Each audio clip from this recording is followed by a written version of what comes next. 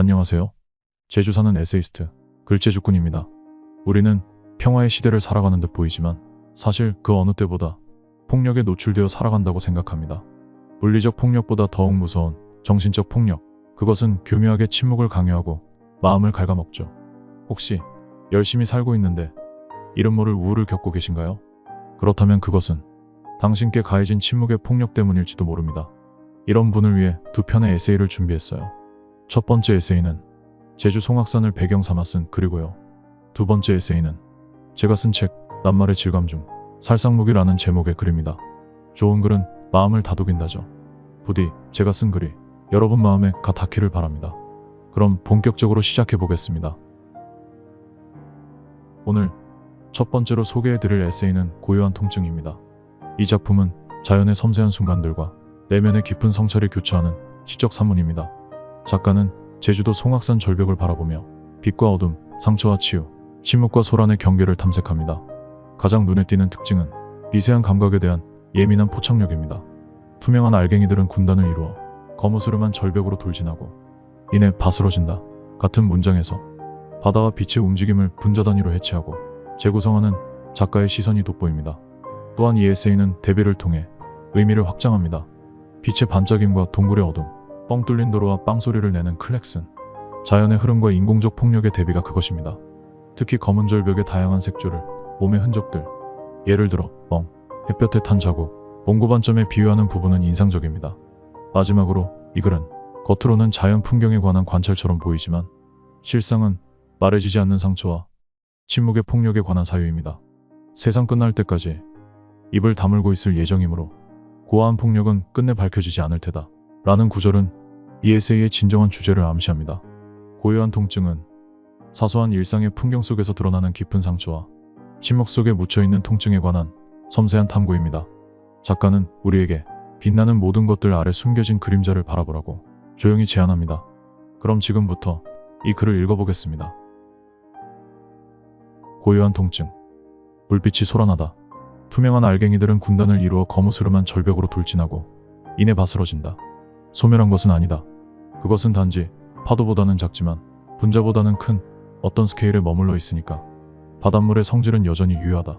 자신의 어미와 어찌나 닮았던지 짠맛으로는 도무지 구분할 수가 없다. 그러므로 반짝임은 유전된다. 나노 단위로 쪼개진 빛은 낱개로 행진한다. 각자 다른 장소에서 다른 속도로. 그러나 같은 시공간에 도달하여 무언가를 쪼아대도록. 그렇게 내 눈은 기능을 상실한다. 연약한 눈동자는 겁에 질린다. 이대로 가다간 백내장이 올 거라며 신경계에 소문을 퍼뜨리고 소심한 머릿속은 잔뜩 졸아서 눈꺼풀에게 지시한다. 지금 당장 성문을 닫으라고. 이건 이를테면 빈대 잡으려다 초가삼간 태우는 것과 다를 바 없다. 자주 이런다. 그래서 자꾸만 감각이 무뎌진다. 일상의 사소함은 흘러가지 않을 때 이토록 거창하다. 풍경에서 주인공으로 변모한다. 문득 오늘의 외출을 떠올린다. 나는 그저 바다를 보고 싶었을 뿐이다. 이유가 분명히 있었던 것 같으나 잊어버렸다. 딱 그만큼의 별것 아닌 이유로 집을 나섰다. 이런 시답지 않은 사람을 보았나. 나는 나를 비난하고 스스로 부끄러워져 시선을 다른 데로 돌린다. 시동을 켜고 차창 밖에 맺힌 햇살을 본다.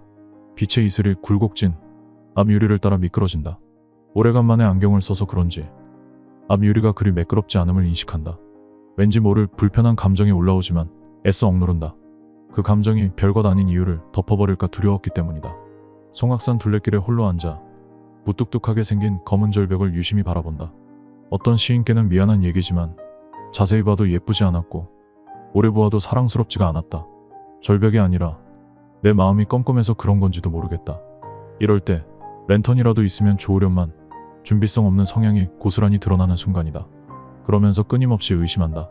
아름다움을 고지고대로 믿지 못하는 성격이라니. 이름 모를 감각을 잃어버린 까닭일까? 마음 끝에 굳은 살이 배겨서일까?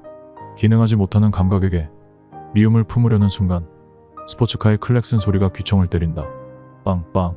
평범한 데시벨을 초과한 그 소리에 나는 세상 안도한다. 아직 귀청은 떨어지지 않은 듯하여 작은 희망은 남은 것 같아서 나는 호의 어린 눈빛으로 스포츠카를 바라본다. 왕복 1차선 도로는 뻥 뚫려 있다. 효과 좋은 코감기 주사라도 맞은 걸까? 하지만 이어지는 의문. 저기 어설프게 서 있는 기계 덩어리는 뭐가 저리 불편하길래 빵하며 비명을 지르는 걸까? 뻥과 빵의 대비가 흥미롭다. 흥이 다시 퐁퐁 솟아오른다. 그리하여 온몸이 흥겨워진다. 굳게 닫힌 눈꺼풀 또한 흥을 이기지 못한다. 처음엔 눈치를 보느라 슬쩍슬쩍 눈꼬리를 실룩이더니 흥이 절정에 치닫자 결국 눈두덩이에서 엉덩이를 일으키고야 만다. 절벽이 달리 보인다. 아직 예쁘지는 않다. 기상천외한 주름 여럿이 검은 얼굴을 가로지르고 있어서다. 절벽에도 결이 있었던가. 층층이 쌓인 세월이 기어이 거무죽죽한 현무암에 금을 그어놓은 듯 한껏 일그러진 돌의 문양은 참 못나디 못났고 내 얼굴에 패인 그것과 같아서 기꺼웠다. 검은색이라고 다 같은 검정이 아님을 깨닫는다. 이건 멍든 자국. 이건 선크림 안 바르고 하도 돌아다녀서 시커멓게 탄 자국. 이건 태어날 때부터 몸에 새겨진 몽고반 점. 무채색의 그라데이션은 신비로워 보였다. 하지만 마냥 즐거워할 수만은 없었던 이유. 인공적으로 파낸 동굴의 어둠을 목격해서다. 한두 개가 아니다. 전투에 활용하기 위한 동굴 진지가 절벽과 해수면이 맞닿은 곳에 무수히 존재하고 있었다. 그 어둠은 절벽 그림자에 가려진 채 하염없이 텅 빈 마음을 내보이고 있었다. 마치 곪은 부위를 도려낸 듯한 흉터. 상처의 형태가 이토록 다양했던가. 누군가가 그에게 느슨한 빛을 난사했고 그는 묵묵히 얻어맞았다. 그에게 가해진 폭력은 투명하고 쉽게 바스러지는 그런 형태였기에 증거는 은폐됐다. 오로지 그의 마음만 마모시킬 뿐이었다. 그가 끝까지 말하지 않으면 존재하지 않을 유형의 통증이랄까. 아마 그는 세상 끝날 때까지 입을 다물고 있을 예정이므로 고아한 폭력은 끝내 밝혀지지 않을 테다. 여린 빛은 대다수에게 희망이지만 누군가에게는 통증이 된다. 찬란하게 사소하지만 절대 사라지지 않는 별것 아닌 소란. 세상 일이 그러하듯 이런 건 그저 누군가가 참으면 될 일이다. 단지 세월에 침식되기만 하면 끝나는 문제다. 어차피 돌은 침묵할 테니. 오늘 두 번째로 소개해드릴 에세이는 낱말의 질감에 수록된 살상무기입니다. 이 글은 언어가 가진 파괴적 힘을 섬세하게 묘사하고 있습니다.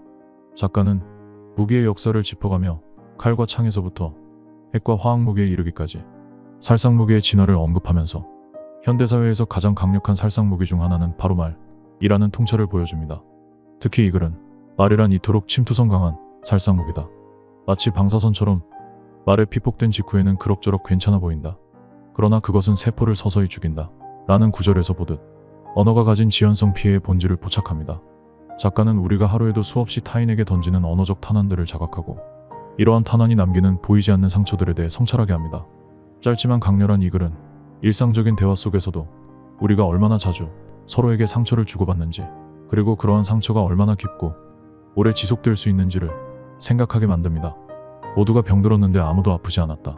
라는 어느 시인의 말에 빗댄 마지막 문장은 현대사회의 집단적 무감각을 통렬하게 지적하며 독자의 마음에 깊은 울림을 남깁니다. 그럼 지금부터 이 글을 읽어보겠습니다. 살상무기.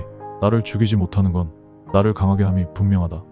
이 오래된 경고는 도움이 되는 조언이지만 한 가지가 빠졌다. 그 과정에서 반드시 상처가 생긴다는 것. 근육 운동도 마찬가지다. 중량을 늘려가며 운동하는 일은 근육에 상처를 내는 일. 상처와 회복의 순환에 따라 근육이 발달한다. 결과적으로 근육은 커지지만 근육에 새겨진 상처의 기억은 사라지지 않는다. 조언이랍시고 상처가 되는 말을 아무렇지도 않게 던지는 사람을 보며 불현듯 떠오른 생각이다. 오랜 기간 무기를 다루는 조직에 몸담고 있었으므로 무기의 역사에 관심이 많았다. 무기의 역사는 인류의 역사를 거슬러 올라가야 할 만큼 오래됐다. 예리한 칼과 뾰족한 창은 인간의 몸을 무척이나 쉽게 찢는다. 상대를 내 뜻대로 굴복시키는데 이것만큼 원초적인 도구가 또 있을까? 시간이 지나 칼과 창은 총과 대포로 바뀐다. 원거리에서 효율적으로 살상할 수 있는 무기들. 그들은 수백의 몸을 짓밟는다. 수천의 마음을 분쇄하고 수백만의 영혼을 땅에 파묻어 버림으로써 국가를 무너뜨린다. 어느덧 총과 대포는 핵과 화학무기로 바뀌었다. 인류 멸망을 초래할 수 있는 궁극의 무기들. 이것들은 사용되지 않음에도 존재만으로 거대한 의지를 굴복시킨다. 그리고 오늘날 사이버 공격과 자율무기가 등장했다. 이제는 선전포고 없이도 살상할 수 있다. 무기는 원래도 위험했으나 보이지 않고 들리지 않게 됨으로써 더욱 위험해졌다. 종종 적과 아군을 구분하지 못한다. 그래서 자주 비극이 초래된다. 누군가에게 모진 말을 듣고 있는 상황에서 이런 생각이 들었다. 무기의 범주는 총이나 칼 같은 사물에 국한되지 않는다는 생각. 지금 내 앞에서 탄환처럼 날아드는 말. 사물은 아니지만 고막을 뚫고 들어와 내 마음에 상흔을 남긴다. 이런 무기는 사실상 방어할 수단이 없다. 귀를 막지 않는 한에야. 그러면서 든 생각. 살면서 얼마나 많은 총알이 내 마음에 구멍을 뚫어놓은 걸까? 반대로도 생각해본다. 나는 얼마나 많은 총알로 다른 사람들의 마음에 구멍을 뚫어놓은 걸까. 구멍이 숭숭 뚫린 누더기를 입은 채 거울을 본다. 옷을 들추자 현무암처럼 생긴 몸이 드러난다. 채워지지 못한 채 흉터만 남은 몸. 용암이 굳어지듯 내 몸 또한 굳어져 단단해졌지만 곰보투성이다. 부끄러운 마음에 옷을 입지만 옷 또한 흉하다. 그런데 나는 멀쩡하다. 기묘한 일이다. 말이란 이토록 침투성 강한 살상무기다. 마치 방사선처럼 말에 피폭된 직후에는 그럭저럭 괜찮아 보인다. 그러나 그것은 세포를 서서히 죽인다. 말은 마음 깊은 곳에 매복해 있으면서 마음을 서서히 갉아먹는다. 우리는 하루에도 헤아릴 수 없을 정도로 타인에게 탄환을 발사한다. 어떤 탄환은 산탄총에 들어가 주변 모두에게 피해를 입히기도 한다. 그리하여 총을 쏜 사람과 주변 사람들 모두의 몸에 구멍이 뚫린다. 그런데 이상하다. 모두가 병들었는데 아무도 아프지 않았다. 어느 시인의 말처럼.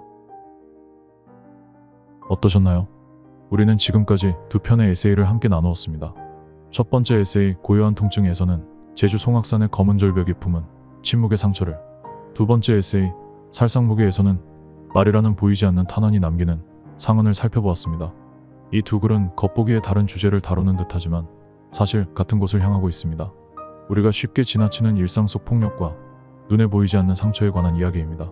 송악산 절벽의 동굴들처럼 우리의 마음에도 골문 부위를 도려낸 듯한 흉터가 있습니다. 그리고 그 상처는 종종 말이라는 살상무기에 의해 만들어집니다. 모두가 병들었는데 아무도 아프지 않았다 는 구절이 계속 머릿속에 맴돕니다. 우리는 서로에게 상처를 주고받으면서도 그 아픔을 인정하지 않는 세상에 살고 있습니다. 하지만 이런 글을 통해 우리는 서서히 자각하게 됩니다. 우리가 무심코 던진 말이 어떤 흉터를 남기는지, 그리고 그 상처들이 어떻게 우리의 일부가 되어가는지를. 제주의 검은 절벽처럼 우리의 상처도 시간이 지나면 풍경의 일부가 됩니다.